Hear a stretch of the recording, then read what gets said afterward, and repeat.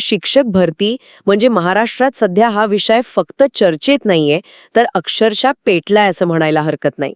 हो, अगदी तशीच परिस्थिती आहे सध्या. बरोबर.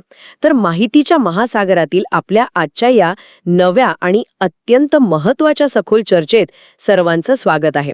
आज आपण अशा एका विषयाच्या मुळाशी जाणार आहोत, जो राज्याच्या कानाकोपऱ्यात आणि विशेषतः भावी शिक्षकांच्या वर्तुळात एक मोठं वादळ निर्माण करतोय. आणि हे वादळ खूप महत्वाचे आहे. नक्कीच.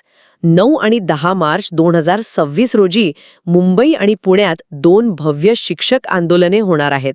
आज आपण या आंदोलनांची संपूर्ण पार्श्वभूमी, त्यामागची कारणे आणि त्याचे महाराष्ट्राच्या शिक्षण व्यवस्थेवर होणारे दूरगामी परिणाम उलगडून बघणार आहोत. चला तर मग या सगळ्या मागचा खरा अर्थ काय आहे ते समजून घेऊया. आजच्या या सखोल विश्लेषणासाठी आपण अनेक महत्वाच्या स्रोतांचा आधार घेतला आहे. म्हणजे आपल्याकडे या दोन्ही आंदोलनांचे अधिकृत पोस्टर्स आहेत. सोशल मीडियावर सध्या व्हायरल होत असलेला आणि एक स्पष्ट कौल देणारा अत्यंत लक्षवेधी असा एक पोल सुद्धा आहे. तो पोल तर खूपच महत्वाचा आहे. हो, आणि सोबतच शिक्षण सेवक कालावधी या धोरणावरील काही सविस्तर विश्लेषणात्मक नोंदी देखील आहेत. या सर्व माहितीचे तुकडे जोडून आपण आज एक मोठं चित्र पाहणार आहोत. आणि महत्वाची गोष्ट म्हणजे आजच्या या चर्चेचे मुख्य उद्दिष्ट केवळ कुठे आणि कधी आंदोलन होणार आहे एवढीच वरवरची माहिती देणे हे नाहीये. अजिबात नाही. तर या सर्व गदारोळात एक अतिशय ज्वलंत मुद्दा कसा समोर येत आहे हे समजून घेणे आहे. तो मुद्दा म्हणजे शिक्षण सेवक कालावधी कमी करणे. हा मुद्दा या आंदोलनाचा केंद्रबिंदू का बनला पाहिजे आणि TAIT 2022 म्हणजे टाईट परीक्षेतून रुजू झालेल्या उमेदवारांपासून ते आगामी 2025 ची तयारी करणाऱ्या हजारो तरुणांपर्यंत याचा कसा परिणाम होणार आहे हे आपण आज डिकोड करणार आहोत. नक्कीच. पण इथेच मला एक खूप मोठा आणि रंजक प्रश्न पडतो. या मोठ्या गदारोळात एका अत्यंत महत्वाच्या घटकाकडे पूर्णपणे दुर्लक्ष होत आहे का? कोणत्या घटकाकडे? जे उमेदवार आधीच या कठीण प्रक्रियेतून गेले आहेत, ज्यांची निवड झाली आहे, त्यांच्या वाटेला काय येत आहे? येथेच 2022च्या टाईट उमेदवारांचा एक अत्यंत महत्वाचा लढा समोर येतो. तो लढा आहे शिक्षण सेवक कालावधी विरुद्धचा. हा खरोखरच या संपूर्ण प्रकरणाचा गाभा आहे. जे श्रोते नव्याने हा विषय ऐकत आहेत त्यांच्यासाठी ही शिक्षण सेवक संकल्पना थोडी सविस्तर स्पष्ट करूया. हो, प्लीज. जेव्हा एखादा उमेदवार शिक्षक म्हणून निवडला जातो तेव्हा त्याला लगेचच पूर्ण पगार किंवा पूर्ण वेतन श्रेणी लागू होत नाही. त्याला सुरुवातीची 3 वर्ष शिक्षण सेवक म्हणून काम करावे लागते. आणि याच काळात त्यांना खूप कमी पैसे मिळतात, बरोबर? होय, या 3 वर्षांच्या कालावधीत त्यांना अत्यंत तुटपुंज मानधन दिले जाते. पण एक मिनिट, इथे मला थोडा वेगळा विचार मांडावासा वाटतो. जर आपण कॉर्पोरेट क्षेत्राकडे पाहिले तर तिथेही प्रोबेशन पिरियड असतोच ना. नवीन लागलेल्या कर्मचाऱ्याला 6 महिने किंवा 1 वर्ष थोडा कमी पगार मिळतो आणि काम सिद्ध केल्यावर पूर्ण पगार सुरू होतो. होय, कॉर्पोरेटमध्ये तसं असतं. मग सरकारी नोकरीत 3 वर्ष प्रोबेशन असण्यात एवढं वेगळं किंवा अन्यायकारक काय आहे? हा तर सगळीकडचाच नियम वाटतोय मला. हा खूपच तार्किक प्रश्न आहे आणि वरवर पाहतात असे वाटू शकते. पण इथेच खरा फरक दडलेला आहे. कॉर्पोरेटमधला प्रोबेशन पिरियड हा साधारणपणे ट्रेनिंग किंवा मूल्यमापन करण्यासाठी असतो. पण शिक्षण सेवकाच्या बाबतीत तसे नाही. ज्या दिवशी एक तरुण शिक्षक शिक्षण सेवक म्हणून शाळेत पाऊल ठेवतो त्या पहिल्या दिवसापासून तो एका कायमस्वरूपी सिनियर शिक्षका इतकेच 100% काम करतो. म्हणजे कामात कोणती सवलत नसते? अजिबात नाही. तोच अभ्यासक्रम, त्याच परीक्षा, तेच 50 विद्यार्थी आणि तितक्याच तासिका. कामात कोणतीही सवलत नसते. पण महिन्याखेरीज जेव्हा मानधन मिळते तेव्हा एका नियमित शिक्षकाला जो पगार मिळतो त्याच्या केवळ 1/3 किंवा त्याहून कमी रक्कम या शिक्षण सेवकाला मिळते. बापरे. आणि हे 6 महिने नाही तर सलग 3 वर्ष चालते. म्हणजे 100% काम आणि केवळ 30 ते 40% पगार, तेही सलग 3 वर्ष. हे तर खूपच भयंकर आहे. होय. जर आपण याच्या मुळाशी गेलो तर हा निर्णय शासनाने काही वर्षांपूर्वी आर्थिक बचत करण्यासाठी, राज्याच्या तिजोरीवरचा भार कमी करण्यासाठी आणला होता. पण आता वेळ बदलली आहे ना? नक्कीच. आजच्या परिस्थितीत तो निर्णय समान काम समान वेतन या मूलभूत मानवी अधिकाराचे थेट उल्लंघन करतो. कायदेशीर आणि नैतिकदृष्ट्या जेव्हा दोन व्यक्ती एकच पदावर एकच काम तितक्याच जबाबदारीने करत असतात तेव्हा त्यांच्या वेतनात एवढी प्रचंड तफावत असणे हे श्रमाचे एक प्रकारे शोषण मानले जाते. विचार करा, मुंबई किंवा पुण्यासारख्या शहरात जिथे लोकलचा पास, घराचे भाडे, प्रवास खर्च आणि रोजच्या जीवनावश्यक वस्तूंचे भाव गगनाला भिडले आहेत, तिथे या तुटपुंज्या मानधनावर एक तरुण शिक्षक महिना कसा काढत असेल? तेच तर. एखादा तरुण सर्व कठीण परीक्षा पास करून मेरिटमध्ये येऊन नोकरी मिळवतो, कुटुंबाला वाटतं तर चांगले दिवस येतील आणि तरीही त्याला सुरुवातीची 3 वर्ष अक्षरशः आर्थिक ओढाताणीत काढावी लागतात. हे ऐकायलाच खूप अस्वस्थ करणार आहे. अगदी बरोबर. आणि या प्रश्नाची तीव्रता किती भीषण आहे हे एका नुकत्याच समोर आलेल्या माहितीवरून सिद्ध होते. आपल्या आजच्या स्रोतांमध्ये एका अतिशय महत्त्वाच्या सर्वेक्षणाचा समावेश आहे. हो, मी कालच या विषयावर माहिती शोधत होते आणि TR मुइन ऑफिशियल या नावाच्या या क्षेत्रातील एका लोकप्रिय यूट्यूब चॅनलवरचा एक पोल माझ्या पाहण्यात आला आणि त्याचे जे आकडे समोर आलेत ना, ते खरंच थक्क करणारे आहेत. काय सांगत आहेत ते आकडे? तळागाळात नेमकी काय भावना आहे? त्यात एक अतिशय सरळ प्रश्न विचारण्यात आला होता की 9 व 10 मार्चच्या पुणे व मुंबई येथील आंदोलनात शिक्षण सेवक कालावधी कमी करा किंवा समान काम समान वेतन द्या हा मुद्दा घेतला पाहिजे का? आणि उत्तर काय आलं? तब्बल 96% लोकांनी होय हा मुद्दा प्राधान्याने घेतलाच पाहिजे या पर्यायावर मतदान केले आहे. 96%. हे प्रमाण खूपच मोठं आहे. केवळ 4% लोकांनी गरज नाही असे म्हटले आहे आणि 1% लोकांनी सांगता येत नाही असे उत्तर दिले आहे.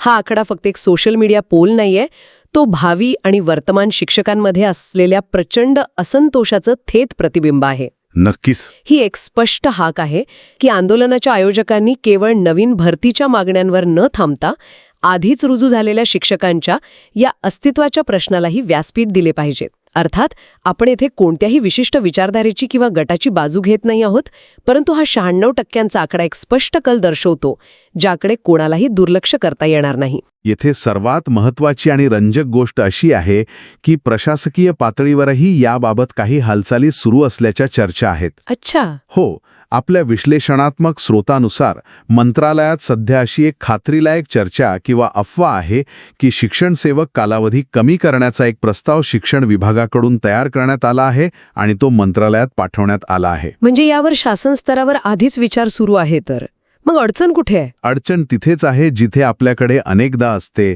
लाल फीत शाही.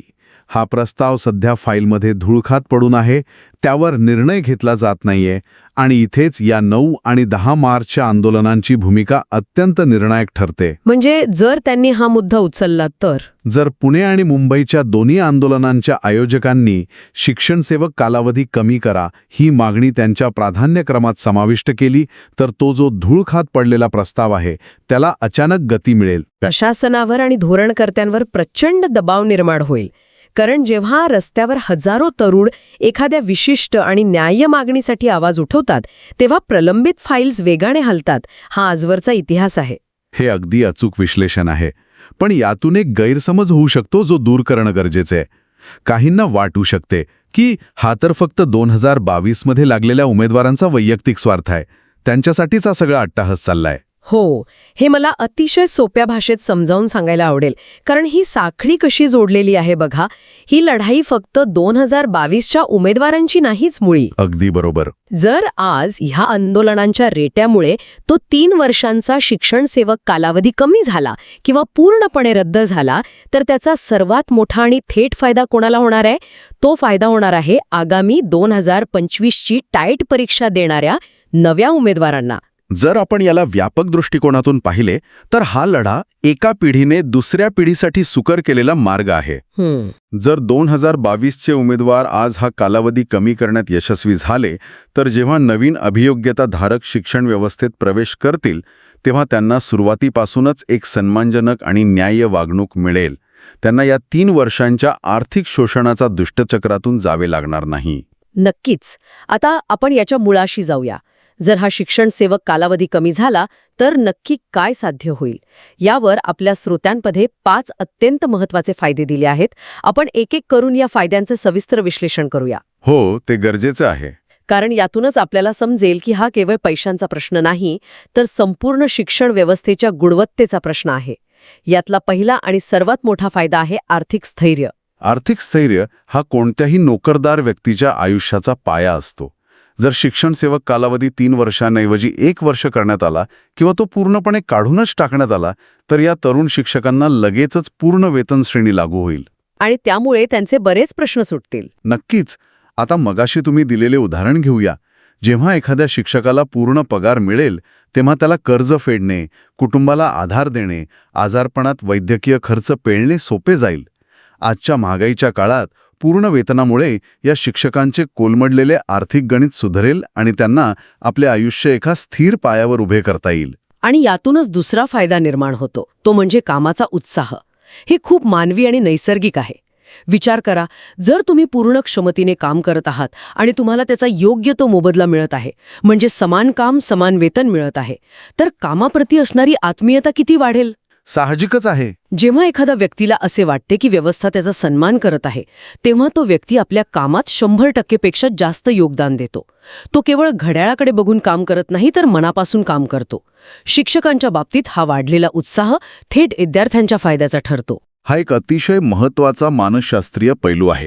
आणि तिसरा फायदा, ज्याचा संबंध थेट राज्याच्या भविष्याशी आहे, तो म्हणजे भविष्यातील दर्जेदार उमेदवारांना लाभ.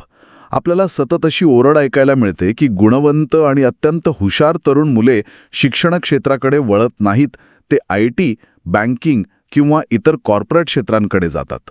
त्याचे कारणच हे आहे ना, समजा एखादा तरुण खूप हुशार आहे, त्याला गणित किंवा विज्ञान उत्तम शिकवता येते, पण जेव्हा तो पाहतो की शिक्षक झाल्यावर सुरुवातीची 3 वर्ष अत्यंत कमी पैशात काढावी लागणार आहेत, तेव्हा तो साहजिकच दुसऱ्या क्षेत्राचा विचार करेल. सुरुवातीची 3 वर्ष हा आर्थिक संघर्ष कोण करणार? हे अगदी कटू सत्य आहे. पण जर प्रवेश करताच चांगल्या सुविधा, योग्य वेतन आणि सन्मान मिळत असेल तर 2025 सारख्या परीक्षांसाठी आणखी जास्त दर्जेदार, हुशार आणि तंत्रज्ञान कुशल तरुण आकर्षित होतील.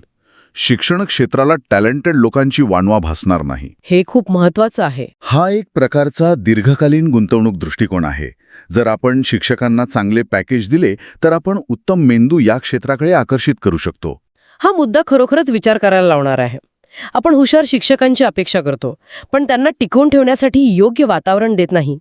त्यानंतर आपल्या स्रोतांमधील चौथा फायदा थोडा प्रशासकीय आहे, सेवेची गणना. हे कसे काम करते? जेव्हा एखादा उमेदवार शिक्षण सेवक म्हणून काम करतो तेव्हा ते सुरुवातीचे 3 वर्ष अनेक प्रशासकीय लाभांसाठी ग्राह्य धरले जात नाहीत. म्हणजे अनुभवात मोजले जात नाहीत. हो, म्हणजे तुम्ही काम तर पूर्ण केले पण रेकॉर्डवरती तुमची नियमित सेवा मानली जात नाही. पण जर हा कालावधी कमी झाला तर त्यांची सेवा लवकर नियमित होईल. भविष्यात मिळणारी पदोन्नती, वरिष्ठ वेतन श्रेणी, ज्येष्ठता या सर्व गोष्टींमध्ये या तरुण शिक्षकांना मोठा फायदा होईल. त्यांचे जे प्रशासकीय नुकसान होत आहे ते टळेल आणि त्यांच्या करिअरचा आलेख वेगाने वर जाईल. हे खूपच महत्वाचे आहे. आणि 5वा आणि माझ्या मते सर्वात संवेदनशील आणि महत्वाचा फायदा म्हणजे मानसिक तणावातून मुक्ती. आपण सर्व जाणतो की अध्यापन हे केवळ एक यांत्रिक काम नाही. फळ्यावर जाऊन काहीतरी लिहून काढणे म्हणजे शिकवणे नव्हे. त्याला पूर्ण एकाग्रता, संयम आणि मानसिक शांततेची गरज असते. होय, आणि जर एखादा शिक्षक महिनाभर राबवूनही स्वतःच्या कुटुंबाच्या, मुलांच्या साध्या गरजा पूर्ण करू शकत नसेल तर तो प्रचंड मानसिक तणावात असणारच. आर्थिक विवंचना ही माणसाचा आत्मविश्वास कमी करते. अगदी स्वाभाविक आहे. डोक्यात घरभाडे, किराणा मालाची बिले किंवा दवाखान्याचा खर्च फिरत असताना वर्गात जाऊन चेहऱ्यावर हास्य ठेवून आणि पूर्ण उत्साहाने शिकवणे शक्यच नाही. कोणताही माणूस हे करू शकत नाही. म्हणूनच जर ही आर्थिक ओढाताण थांबली, जर त्यांना योग्य वेतन मिळाले तर हे तरुण शिक्षक पूर्णपणे तणावमुक्त होतील आणि मग त्यांचा 100% वेळ, ऊर्जा आणि लक्ष केवळ एकाच गोष्टीवर केंद्रित राहील, विद्यार्थ्यांचे अध्यापन आणि त्यांचा सर्वांगीण विकास. अगदी बरोबर. ते नवीन शैक्षणिक तंत्रज्ञान शिकू शकतील, विद्यार्थ्यांसाठी नाविन्यपूर्ण उपक्रम राबवू शकतील, कारण त्यांच्या डोक्यावर जगण्याची टांगती तलवार नसेल. हे सगळे ऐकताना मला एक गोष्ट प्रकर्षाने जाणवते की हा विषय फक्त शिक्षकांच्या बँक खात्यातील रकमेपुरता मर्यादित नाहीच आहे. याचा थेट संबंध आपल्या समाजाशी, तुमच्या माझ्या मुलांच्या शिक्षणाशी आणि देशाच्या भविष्याशी आहे. कारण जर शिक्षणाची इमारत मजबूत करायची असेल तर तिचा पाया असणारा शिक्षक आधी आर्थिक आणि मानसिकदृष्ट्या भक्कम असायला हवा. या सर्व सखोल चर्चेचा सारांश काढायचा झाला तर आपण असे ठामपणे म्हणू शकतो की 9 आणि 10 मार्च रोजी मुंबईच्या आझाद मैदानात आणि पुण्याच्या शिक्षण आयुक्त कार्यालयाबाहेर होणारे हे आंदोलन केवळ एका नोकरी मिळवण्याच्या प्रक्रियेपुरतं मर्यादित राहिलेलं नाही किंवा ते तसे राहू नये. बरोबर. आता हे आंदोलन शिक्षकी पेशाची प्रतिष्ठा आणि सन्मान परत मिळवण्याची एक व्यापक लढाई बनत आहे. होय, आणि म्हणूनच 2022च्या उमेदवारांची आयोजकांनाही कळकळीची विनंती आहे की त्यांनी या 96% लोकांच्या भावनांचा आदर करत हा मुद्दा आंदोलनाच्या केंद्रस्थानी आणावा. कारण हीच ती वेळ आहे जेव्हा धूळ खात पडलेली फाईल बाहेर येऊ शकते. आजच्या आपल्या श्रोतांमध्ये एका अत्यंत प्रभावी वाक्याचा उल्लेख केला आहे जो मला इथे नक्की सांगावासा वाटतो. काय आहे ते वाक्य? त्यात म्हटले आहे, शिक्षक हा राष्ट्राचा कणा आहे आणि कण्यालाच जर आर्थिक विवंचनेच्या ओझ्याखाली वाकवलं तर समृद्ध भारताचं स्वप्न कसं पूर्ण होईल. खरोखरच अस्वस्थ करणारे पण डोळे उघडणारे सत्यविधान आहे. आणि आजच्या या चर्चेच्या शेवटी या सगळ्या माहितीच्या आधारावर मला एक अत्यंत महत्त्वाचा प्रश्न उपस्थित करावासा वाटतो. नक्कीच, सांगा. जर आपण एक समाज म्हणून आपल्या मुलांसाठी जागतिक दर्जाचे आधुनिक आणि सर्वोत्तम शिक्षण अपेक्षित करत असू, जर आपल्याला वाटत असेल की आपल्या शाळांमधून उद्याचे शास्त्रज्ञ आणि विचारवंत घडावेत, तर जे शिक्षक स्वतःच्या कुटुंबाच्या मूलभूत आर्थिक गरजा पूर्ण करण्यासाठीच सुरुवातीची 3 वर्ष संघर्ष करत आहेत, त्यांच्याकडून आपण अशा सर्वोत्तम शिक्षणाची अपेक्षा कशी करू शकतो? या मूलभूत व्यवस्थेत सुधारणा केल्याशिवाय दर्जेदार शिक्षण खरोखरच शक्य आहे का? हा प्रश्न नक्कीच प्रत्येकाने स्वतःला आणि या व्यवस्थेला विचारण्यासारखा आहे. या प्रश्नाचे उत्तर केवळ आंदोलनांमधून नाही तर संपूर्ण समाजाच्या दृष्टिकोनातून आणि प्रशासकीय पातळीवरील संवेदनशील निर्णयातून मिळायला हवे. या सखोल चर्चेतून मिळालेली माहिती श्रोत्यांना नक्कीच एका वेगळ्या कोनातून विचार करायला भाग पाडेल अशी मला खात्री आहे. होय, आणि यापुढील घडामोडींवर आपले लक्ष असेलच. नक्कीच. हे मुद्दे कसे वळण घेतात यावर आपण लक्ष ठेवून असू. या विषयावर अधिक वाचा, माहिती मिळवा आणि स्वतःचे मत तयार करा. माहितीच्या महासागरातील आजची ही सफर आपण इथेच थांबवूया. पुन्हा भेटूया अशाच एका नव्या आणि रंजक विषयाच्या सखोल विश्लेषणासोबत.